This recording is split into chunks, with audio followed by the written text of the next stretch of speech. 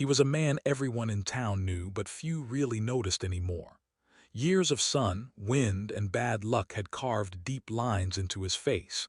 His ranch, once full of life and cattle, was now quiet, almost hollow. The fences leaned, the barn creaked, and the fields had turned to dust. Each morning he rose before the sun, just to keep the little he had left from falling apart. Some days he wondered why he still tried. People whispered about him at the diner. Poor man, they said, he should sell and move on. But he didn't.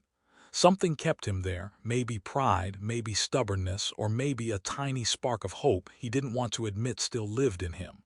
Every day felt the same. Wake, work, worry, repeat. Life had been reduced to survival, and in that silence he often thought that life had forgotten him. Then one morning, word spread through town about an auction. It wasn't for land or cattle this time. It was for something different, something heavier. A child. A little girl with no parents, no home, and nowhere to go. People said she was being placed through the county, but everyone knew what that meant. The highest bidder would take her. It was supposed to be charity, but it felt more like a sale. The rancher didn't plan to go. He told himself he had no reason to. He could barely feed himself, let alone someone else. But curiosity, or maybe conscience, pulled him there anyway. He stood in the back of the crowd, hat in hand, watching as the small figure of a girl stepped forward. She couldn't have been more than 8. Her hair was messy, her dress too thin for the cold wind. Her eyes searched the faces in front of her, maybe looking for kindness, maybe just someone who cared enough to look back. The crowd was quiet, shifting uncomfortably. No one wanted to start the bidding. A few men muttered under their breath. A woman shook her head and looked away. The little girl's hands trembled as she tried to keep still. The man at the front cleared his throat and called for an offer. Silence. Long, heavy silence. And somewhere in that silence, the rancher felt something stir inside him. Something he hadn't felt in years. He wasn't always a broken man. There was a time when the ranch thrived, when laughter echoed across the fields and the smell of fresh hay meant another good season. Back then his wife used to hum as she hung laundry in the wind, and the kitchen always smelled like cornbread.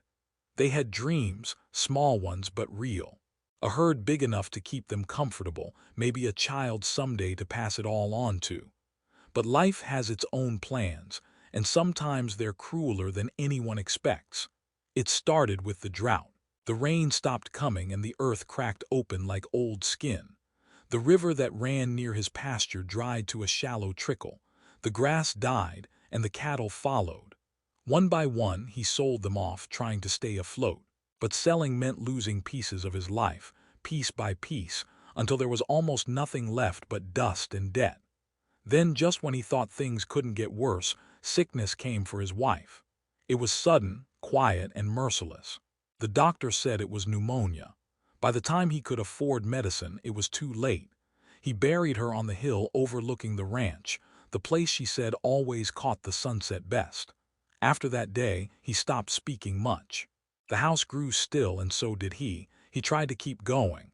He fed the horses, fixed the fences, mended the roof when it leaked. But it all felt hollow. Meals were eaten in silence. Nights were long and heavy. The days blurred together until he lost track of time.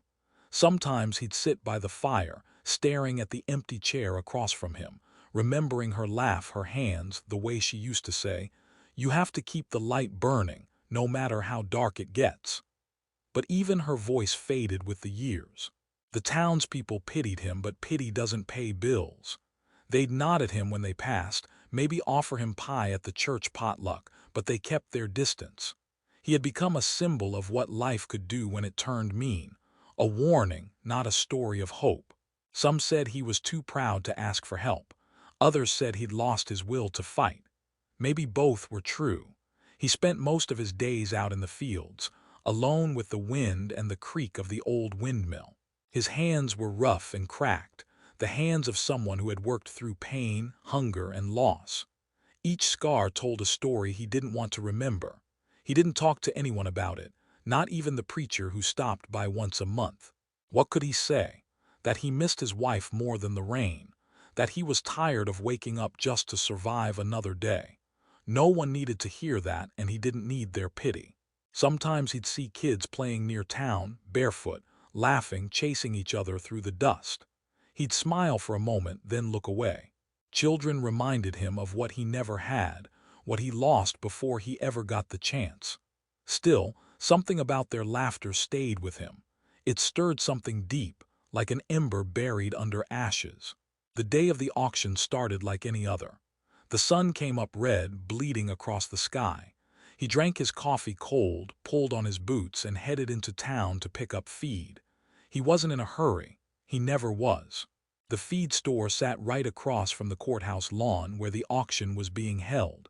He noticed the crowd first, a mix of townsfolk, farmers, a few strangers. Curiosity tugged at him. He stood near the back, half hidden by his hat. At first, he didn't understand what was happening. He thought maybe it was another sale of livestock or maybe a charity event. But then he saw her. A little girl standing alone, shivering in a dress that looked 2 sizes too small. She held a bundle of old clothes in her arms like it was all she owned. Her shoes were worn through, one lace missing. Someone beside him whispered, "She's one of the orphans from the train. County's finding homes for them." Homes, he thought. That word sounded strange in this context. People shouldn't be bidding for children. But here they were, gathered like it was business as usual. The man running the auction cleared his throat and began. His voice was loud but uneasy. "This young girl needs a home. Who'll start the bid?" For a moment, no one moved.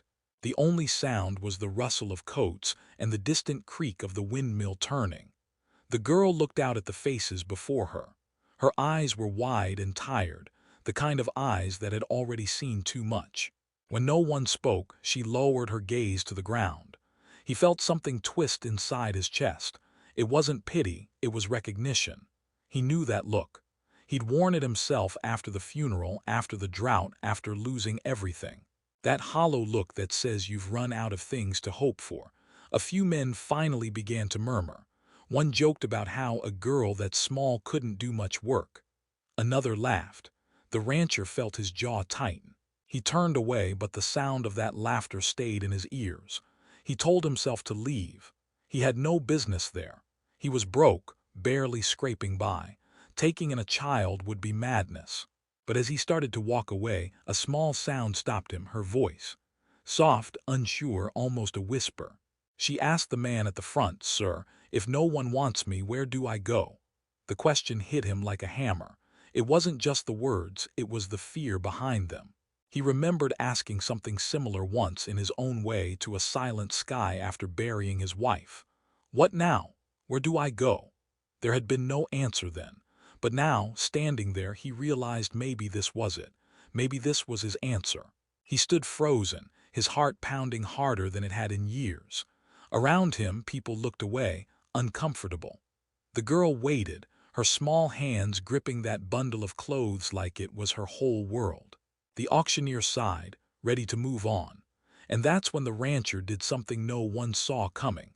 The wind had picked up that afternoon, carrying dust across the courthouse lawn. The rancher stood there, staring at the little girl as if time had stopped.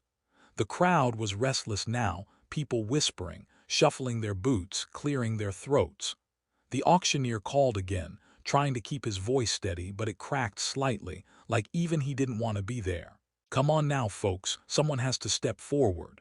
Still, no one did. The rancher's hat shadowed his face, but his eyes were fixed on her. The girl didn't cry, didn't beg. She just stood there with that same look, the one that said she'd already learned what it felt like to be unwanted. Her hands clutched that bundle tighter. The wind tugged at her dress, but she didn't move. She had the stillness of someone who'd given up waiting for kindness. A tall man near the front finally spoke up. "I'll take her for $10, he said, his tone casual, like he was bidding on a piece of furniture. The crowd murmured. The rancher didn't know the man well, but he'd heard stories. Harsh temper, quick to anger. The kind of man who saw people as tools, not souls. The girl's eyes flickered toward him, just for a second, and then down again. Even from where he stood, the rancher could see the fear in her small shoulders, the way she seemed to shrink into herself. The auctioneer hesitated. $10, "Do I hear 15?" The rancher's hands clenched at his sides. He felt his heart pounding like it was trying to tell him something. He looked down at his boots, covered in dirt and dust, and thought about how little he had left. His pockets were almost empty. The feed bill was due. The roof leaked every time it rained. He had no business opening his mouth. But something stronger than reason was rising inside him. Maybe it was anger. Maybe it was mercy. Maybe it was the voice of his wife, whispering the same words she used to say when stray animals wandered onto their land. If we can help, we should. Before he could stop himself, he heard his own voice ring out. 20? The word cut through the air. Heads turned. Conversation stopped. The auctioneer blinked, surprised. "Did you say 20? The rancher nodded once, jaw tight. He didn't explain. He didn't need to. A few people whispered in disbelief. One man laughed under his breath. "Old fool. He can't even afford to feed himself." A woman near the back muttered something about charity and shaking her head. The rancher heard every word, but none of it mattered. The tall man scowled, glancing over his shoulder. For a moment it looked like he might raise his hand again, but then he didn't. He spat on the ground and turned away. "$20 then," the auctioneer said, his voice more confident now. "Going once, going twice." The hammer fell. "Sold." The crowd buzzed with talk. Some people laughed, some just shook their heads, but the rancher didn't hear them. He walked forward slowly, his boots crunching over the dirt. When he reached the platform, the girl wouldn't look up at first. She stood stiff, eyes on the ground. He took off his hat, holding it in his hand. "Come on," he said quietly, his voice rough but gentle. "Let's get you something to eat." The girl looked up then, uncertain. Her eyes were wide, searching his face for any sign of cruelty or deceit. Whatever she saw there must have been enough, because she took a small step toward him. Her hand, small and cold, slipped into his. It was barely a touch, but it was the kind that could break your heart. He led her away from the crowd. The townspeople parted to let them pass. Some smiled faintly, others turned away. The murmurs followed them all the way down the street. "He's lost his mind. That poor girl. It won't last a month." But neither of them looked back. They walked in silence for a while, the sound of their footsteps the only thing between them. When they reached his old wagon, he lifted her up onto the seat. She sat stiffly, clutching that bundle like it was her only shield. He climbed in beside her, took the reins, and clicked his tongue to the horse. The wagon creaked forward, leaving town behind. The road home was long and rough. The wind carried the smell of dust and sagebrush. The girl sat quietly, staring at the horizon. Every now and then she'd glance at him, then quickly look away. He didn't know what to say. He wasn't used to talking anymore. After a while he tried. "You got a name?" She hesitated before answering, her voice barely above a whisper. "Annie," he nodded. "That's a good name." She nodded too, but didn't smile. Her eyes stayed fixed on the road. They rode in silence again. The ranch came into view, a lonely stretch of land with a tired-looking barn and a house that leaned slightly to one side. It wasn't much, but it was all he had. When they reached the yard, he helped her down. She looked around, uncertain. The place was rough, empty, but clean. A single horse stood by the fence, lifting its head as they approached. "You can pet her if you want," he said. Annie shook her head, clutching her bundle tighter. Inside, he lit the stove and poured her a bowl of soup. She watched him carefully, like she expected the kindness to disappear at any moment. When he set the bowl in front of her, she stared at it for a long time before picking up the spoon. Her hands trembled slightly. She ate slowly, quietly, like she didn't quite believe it was real. He sat across from her, watching the fire flicker in the stove. Every crackle reminded him of how quiet the house had been for years. Now there was the sound of a spoon tapping against a bowl. It was small, but it was something. When she finished, she whispered a soft "thank you." He just nodded, not trusting his voice. He got up, fetched a blanket, and handed it to her. "You can sleep in the spare room," he said. "It's not much, but it's warm." She looked at him for a moment, then took the blanket and disappeared down the short hallway. The door closed softly behind her.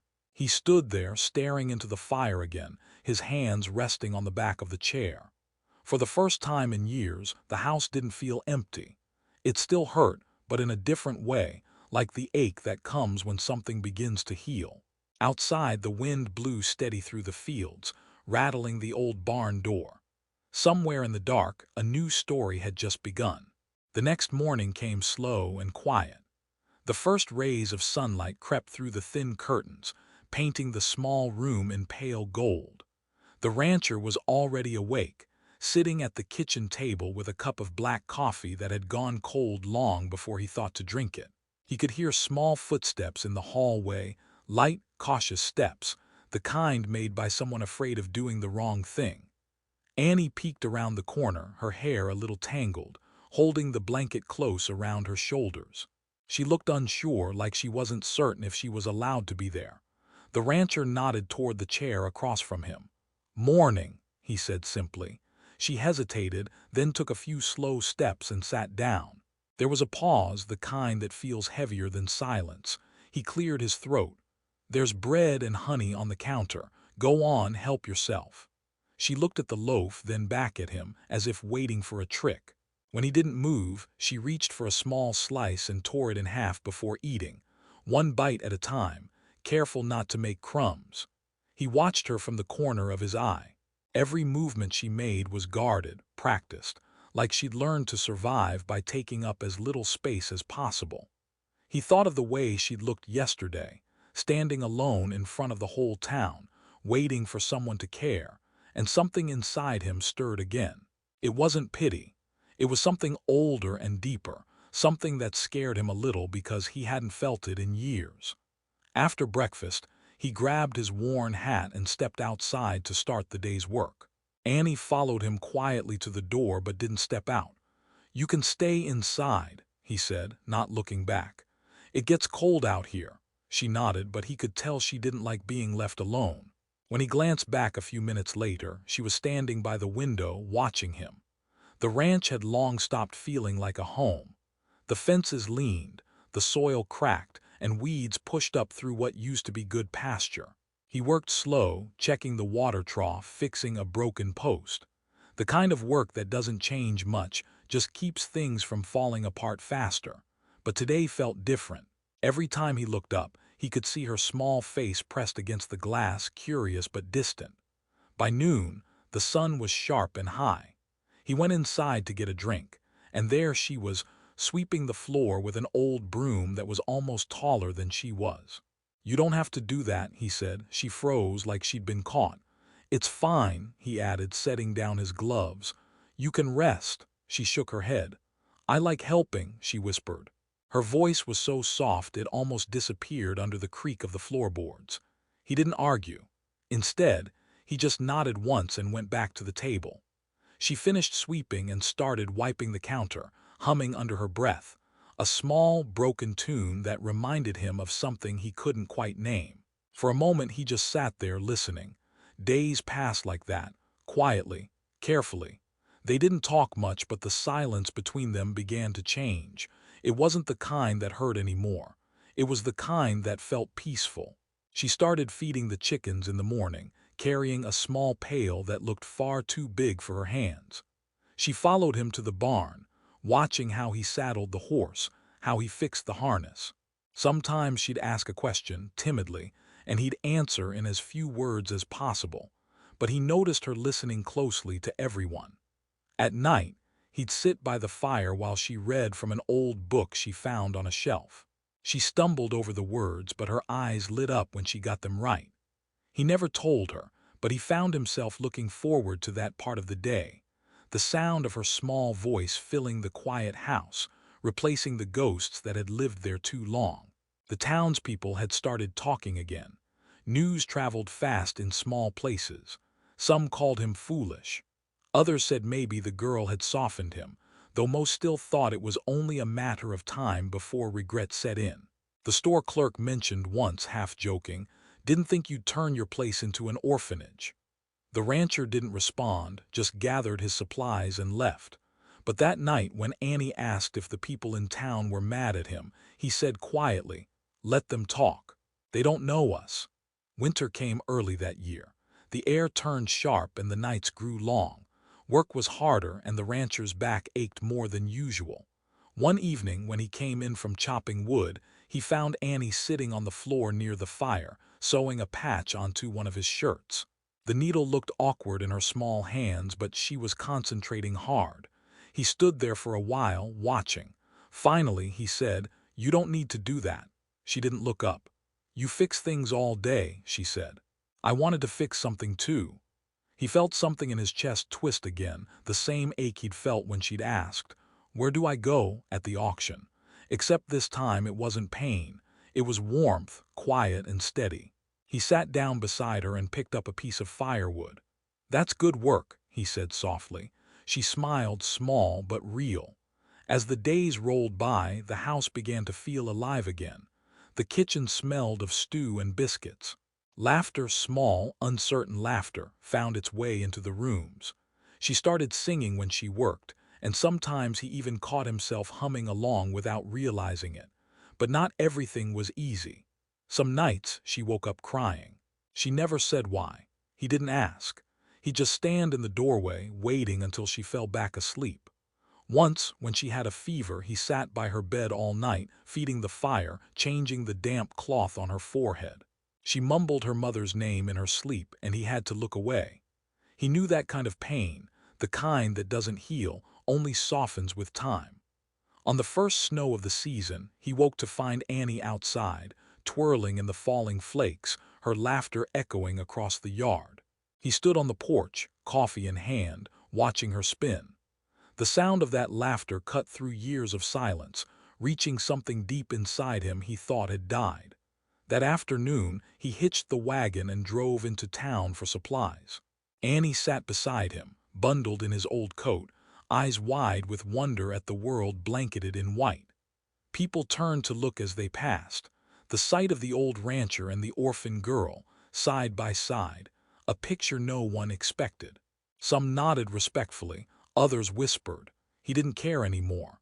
He didn't notice, but Annie did. She saw how people looked at them and how he kept his eyes straight ahead. She leaned a little closer, her small hand slipping into his gloved one. He looked down in surprise. She smiled up at him.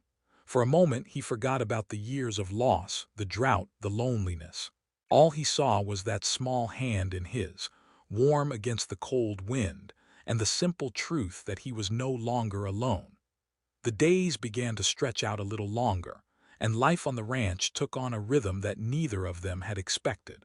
The mornings always started with the sound of the old rooster crowing, and the creak of the back door as Annie stepped outside to feed the chickens. She had grown comfortable now, humming softly as she scattered the feed, her small boots leaving light prints in the dirt. The rancher would watch from the porch for a few seconds before heading to the barn, pretending not to notice the smile tugging at the corner of his mouth. Work didn't get easier, but somehow it felt lighter. The ranch that had once seemed dead was showing signs of life again. The horses were stronger, the fences straighter, and there was a new energy in the air, as if the land itself could feel the difference.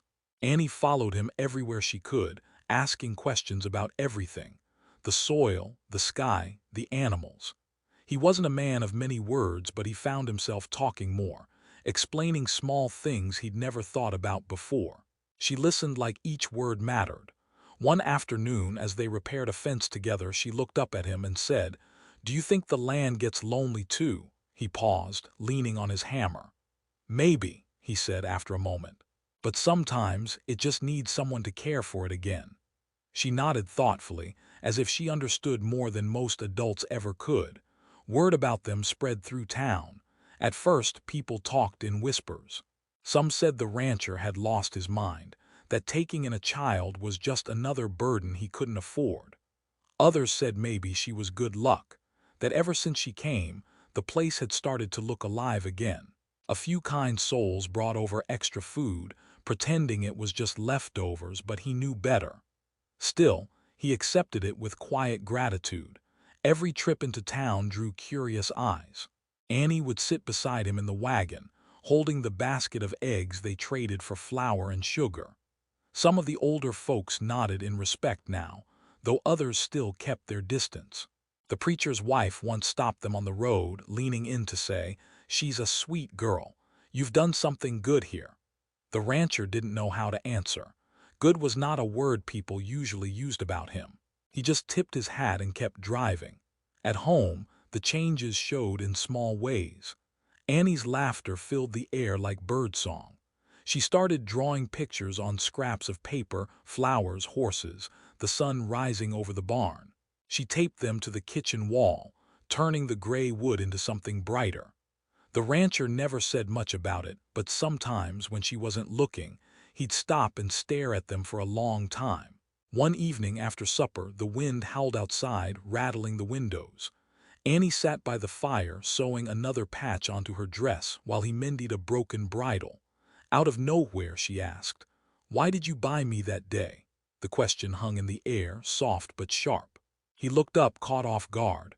She didn't look at him, just kept sewing, her little fingers trembling slightly. He set down his tools. "I don't rightly know," he said. "Guess it didn't sit right, seeing you standin' there like that. No one should ever feel unwanted." She nodded slowly, her eyes glistening in the firelight. "I thought maybe God forgot about me," she whispered. He looked into the flames for a long moment before answering. "He didn't forget you, kid. Maybe he just sent you to the wrong man first." That night, when she went to bed, he sat by the fire long after the house grew quiet. The words echoed in his mind. Maybe God hadn't forgotten either of them. As winter thawed and spring crept in, they planted a small garden behind the house. Annie was the one who suggested it. "We can grow our own food," she said with determination. The soil was stubborn, but she worked beside him every day, her small hands digging and planting with care. When the first green shoots appeared, she ran to him shouting, "They're growing!" Her voice was full of wonder. He hadn't heard that sound on his land in years.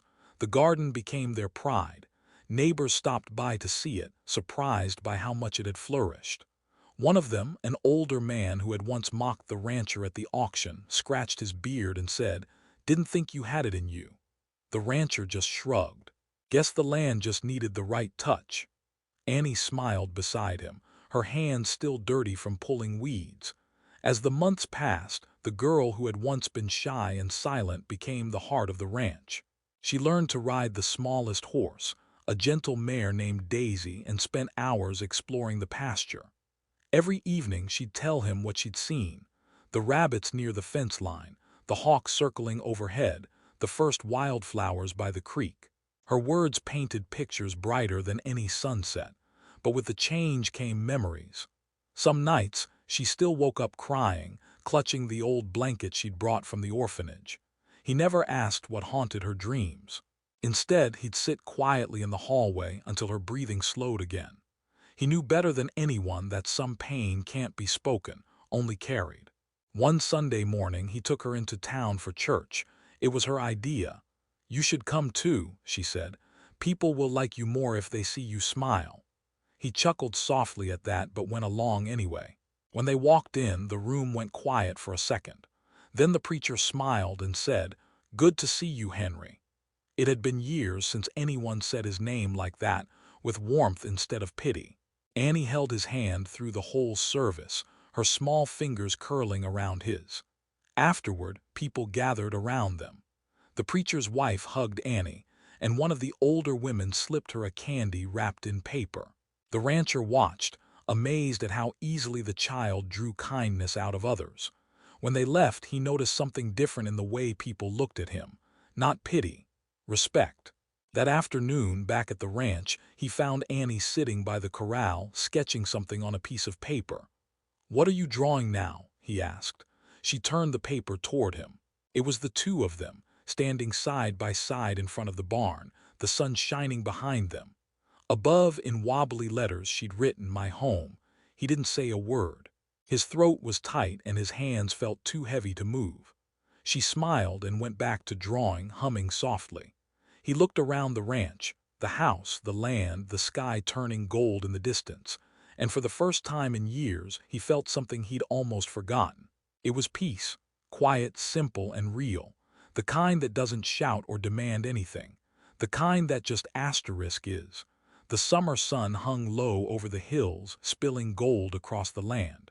It had been more than a year since that day at the courthouse, and the ranch no longer looked like the lonely stretch of earth it once was.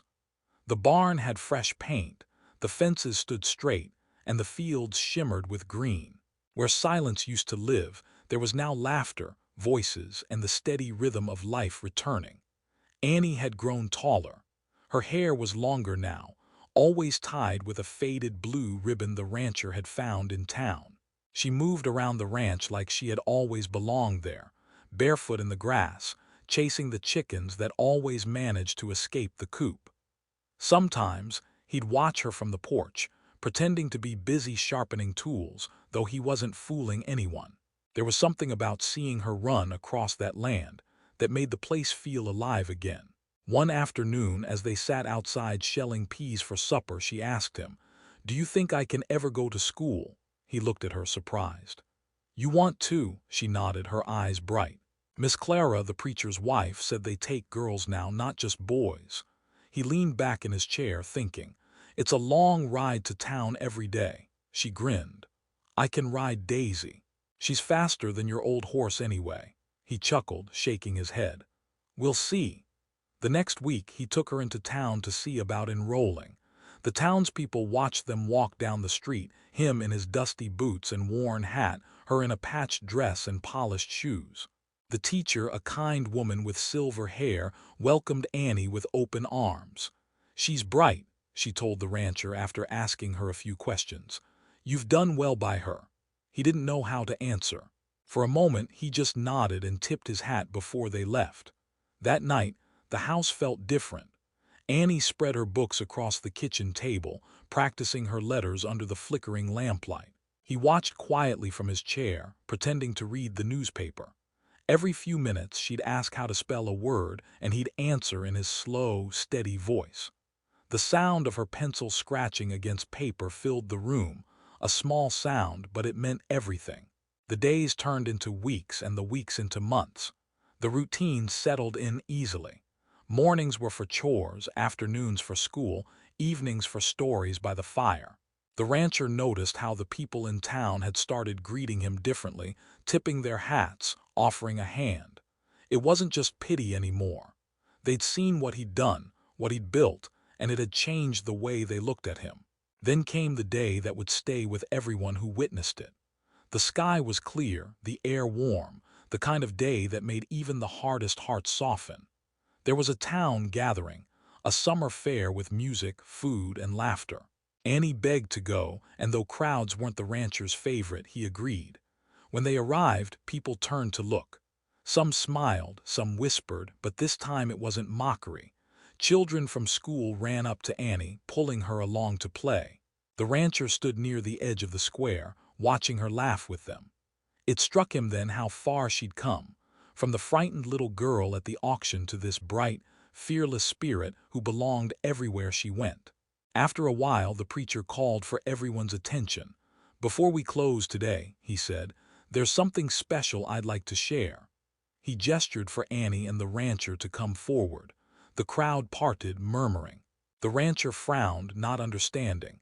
Annie looked nervous but stepped beside him, holding his hand. The preacher smiled warmly. "Most of you remember last year's Orphan auction," he began. "And most of you remember how this man stepped forward when no one else would. Since then, we've watched something remarkable grow, a bond, a home, and a second chance for two lost souls who found each other." The rancher shifted uneasily, his hand tightening around Annie's. The preacher continued, "Today, I'm proud to share that Henry has officially adopted Annie. From this day forward, she is his daughter in name as well as in heart." The words hung in the air like a song. For a moment, the crowd was silent. Then someone began to clap, slow at first, then louder, until the whole town was on its feet. Annie turned to look up at him, eyes wide with tears. He swallowed hard, his throat tight, and managed a rough smile. "Guess that makes it official then," he murmured. She threw her arms around his waist, holding him as tightly as her small arms could. The rancher froze, unsure at first, then rested a hand gently on her head. The crowd watched, some wiping their eyes, others smiling through the kind of tears that come from something pure. The preacher's wife stepped forward with a small wrapped box. "For Annie," she said kindly. Inside was a simple silver locket with one word engraved on it: home. The girl's lip trembled as she opened it and found a tiny photograph of the two of them, taken by the storekeeper a few weeks earlier. She clutched it to her chest and whispered, "Thank you." When they left the fair that evening, the sky was painted with streaks of orange and pink. Annie sat beside him on the wagon seat, the locket shining softly in the fading light. She leaned her head on his arm, humming a tune she'd learned at school. For the first time in years, the rancher didn't feel like he was driving home alone. The town talked about that day for months. Some said it was the most beautiful thing they'd ever seen. Others said it changed how they thought about kindness. But for the rancher, it was something quieter. Back at the ranch, he hung his hat on the same hook he always did, but the house no longer felt like a shadow of the past. There was warmth now, laughter in the rooms, the smell of bread baking, a soft voice reading out loud by the fire. Sometimes, when he sat on the porch at dusk, he'd glance at the hill where his wife was buried. The sunset still burned the same way, deep and golden. He'd tip his hat, a small nod to the woman who had once told him to keep the light burning. And inside the house, that light now glowed brighter than ever.